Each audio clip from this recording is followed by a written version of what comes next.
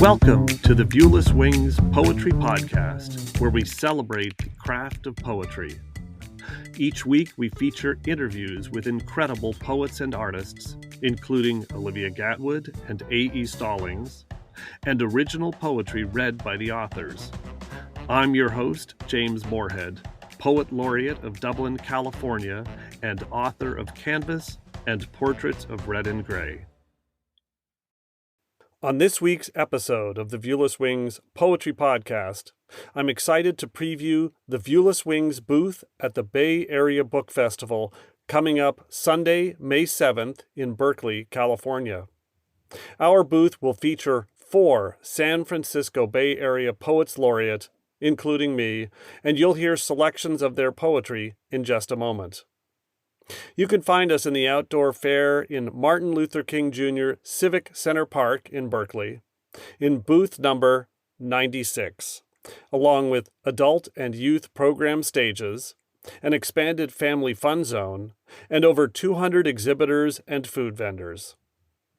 I'm excited to share 3 selections from my new book, The Plague Doctor, a mesmerizing collection of eerie, image-rich poems that explore the fleeting nature of existence and friendship, inspired by the world of art and artists. Each of the Poets Laureate will be signing and selling their books, and we'll have poetry readings every 15 minutes. My name is James Moorhead, Poet Laureate of Dublin, California, and here are 3 selections from my new book, The Plague Doctor. She is San Francisco, in shades of pink and blue, a painted lady with combat boots and attitude. She wears sweatshirts in summer chilled by salt-soaked fog spilling over evening tides. You might catch a glimpse of her rollerblading across the Golden Gate as you sail beneath suspended steel into Pacific swells. She is portraits in De Young, a cable car's clang, a skate punk sprayed in neon green who runs from bay to breakers or swirls around a rainbow flag on Market Street in June. She is San Francisco, spun with threads of sunset hues and wisps of endless dune. This poem first appeared on the San Francisco Chronicle's Total SF podcast. Next, I'll read a poem that first appeared in Prometheus Dreaming. That time I was left for dead downstage. 8th grade, my big break. The play was something Western. I had a single line and every actor's dream, a dramatic death. I had to learn how to act with a beard glued on in pieces, the fake hair tickling the bottom of my nose. I wore it home for a day to get used to the feel. My family swallowed giggles during dinner.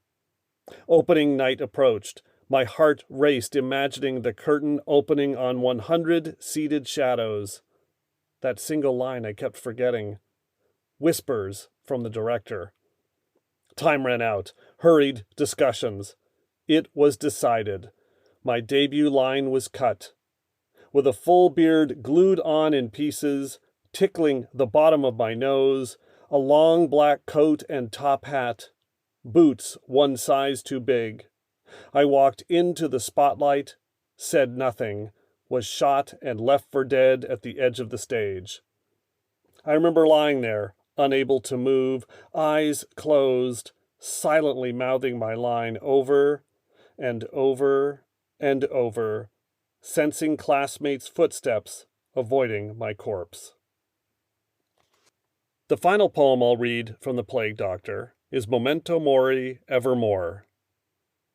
The Battle of Evermore starts to play. Jimmy Page on mandolin, each phrase filled with melancholy, voices in ballet, a duet sung years ago, haunting still. Ere I listen to this song, its story spun from slender chords, I pause, am present, aware again of Memento Mori, the ring race in black, riding death's descent. They scatter with the refrain, bring it back, incanted with such sorrow. Plant's rich voice replaces silence, attacks as if knowing there is no tomorrow. Eyes close, tears well. I'm lost inside each verse until notes fall and in darkness disperse. My name is Kate McCarroll Moore, and I'm the former Poet Laureate for the city of San Ramon. The poems I'm about to read come from my book, Alpha Poetica, a poetry primer for the everyday poet. These are 3 linked poems called Trilogy, and they're inspired by the first time I visited Ireland. Looking out the windows of the airplane over Dublin, I felt a sensation I'd never felt landing anywhere before. Home. That's all I could think. I'm home. Every man on the street looked like my grandfather.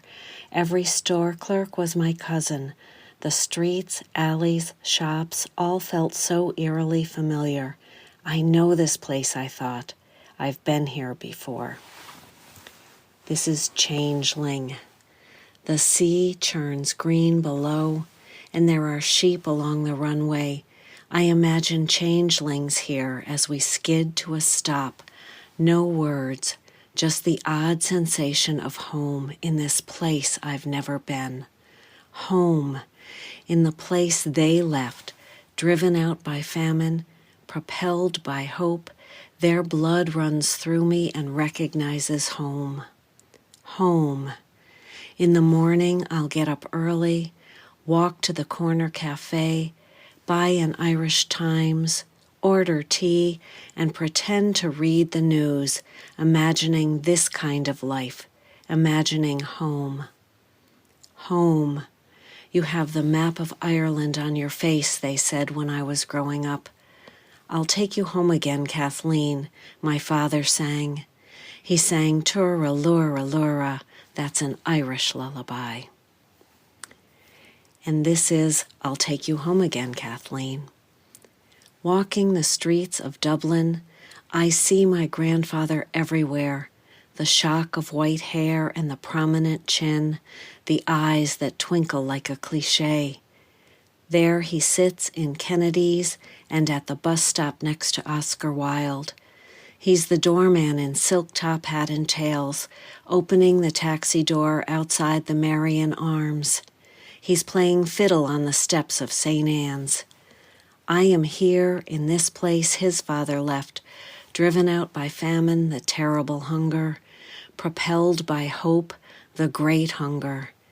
He came across the ocean, my grandfather's father, packed in steerage for a month with the dead and the dying, so that my grandfather could be born and sit in his house drinking tea, spooning marmalade, giving life to my father who gave life to me, so that I could make a one-day voyage in business class, watching movies, sharing a 3-course meal, knowing nothing of sacrifice and suffering, still hungry, longing for home. And finally, this is Alone in the Dublin Writers' Museum.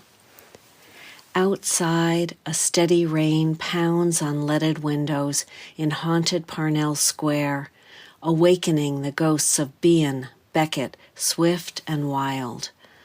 I wander hallways in fading light, a specter moving slowly across splintered floors, opening doors that creak and moan, revealing rare and ancient manuscripts, gathering dust in dusty rooms, a trove of leathered, weathered artifacts left open and untouched. Silenced voices, now released, whirl from floor to ceiling. Dracula and sweet Molly Malone, alive, alive, oh, once again, swirling, rattling, crying out, the center cannot hold, just me and all these ghosts. Hi, this is Sarah Kabrinsky. I'm going to first read a couple of poems from my book, Nighttime on the Other Side of Everything, and then I'll read another wee one that's not in the book. Whodunit? Number 1. Ms. Scarlett in the bathroom with a tampon. 2. Colonel Mustard in the kitchen with a chicken leg. 3. Professor Plum in the library with my thesis. 4. Mrs. White in the bedroom with her smile. This next poem is called Below Stairs. When we wake, dreams fall from our bodies and gather at our feet. Humble servants bowed so low in their humility, they become invisible. Yet they stay with us through our days, eager to please and obey, a feeling we can never quite shake, if only we would let ourselves see them.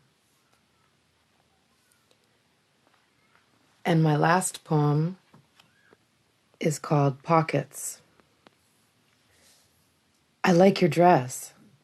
Thanks. It has pockets. And what do you put in your pockets? Whatever I don't feel like holding in my hands. And what do you hold in your hands? Whatever I need to complete the task at hand. And what is the task at hand? To learn how to confidently accept compliments. What do you mean? Well, you told me you like my dress. I do. Thanks. It has pockets. Hi, Kimi Sugioka here. Happy to be reading for James Moorhead's Viewless Wings Poetry Podcast. Thank you. I'll read you 3 poems. Year of the Water Rabbit. Year of the rabbit hops in, auguries of ease, peace, benevolence, disguised in ravaging rain, floods, falling trees, mudslides, drenching our streets, quenching our reservoirs. Rabbit tosses poems across the floor, bat paws kick the door open with trickster wisdom. Rabbit's nose twitches, smells possibility, in swatches of accountability, in snatches of inclusivity, in patches of intersectionality, in stitches of reparations. Sun-warmed and sated, rabbit rests on this lattice of adversity and opportunity, ponders the sweet taste of bananas, blueberries, and plots to flip consumption to preservation, devastation to restoration, prevails upon the upside down and backwards politics of this country to reconstitute itself into collective healing. The day before my birthday, I sit with coffee, scavenging the scarred edges of dreams for prophecy. Sort through the mundane for a glimpse of the eternal, like 200 sea turtles sleeping on sun-warmed sand, or pigeons parading beneath an outdoor table, hoping for crumbs. Lightning bugs and water dogs, the crisp white pages of a new journal, the smell of night blooming jasmine.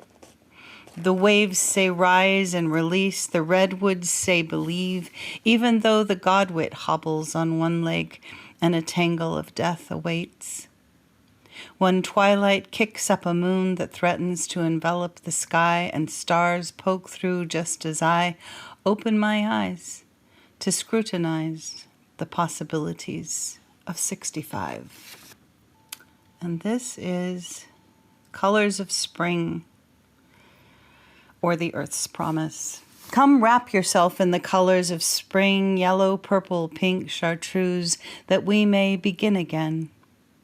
After the wind, rain, and floods, the hills, plains, and deserts burgeon with blooms. Wild iris, lupin, seep monkey flower, buttercup, rattlesnake grass, tree anemone. Excavate the folds of night, balance scars and feathers, and interrupt morning with a sun-warmed pilgrimage through wilderness, untainted with longing. Climbing, we breathe in the colors of Ring Mountain, we women of a certain age, with uncertain futures, but certain of our self-reliance, arcing within veils of gray.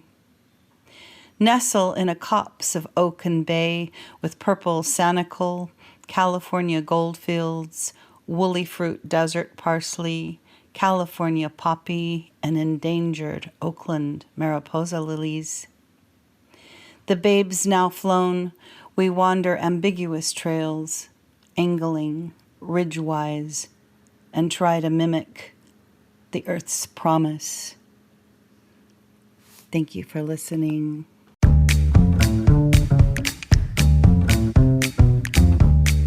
The Viewless Wings Poetry Podcast is written and produced by James Moorhead.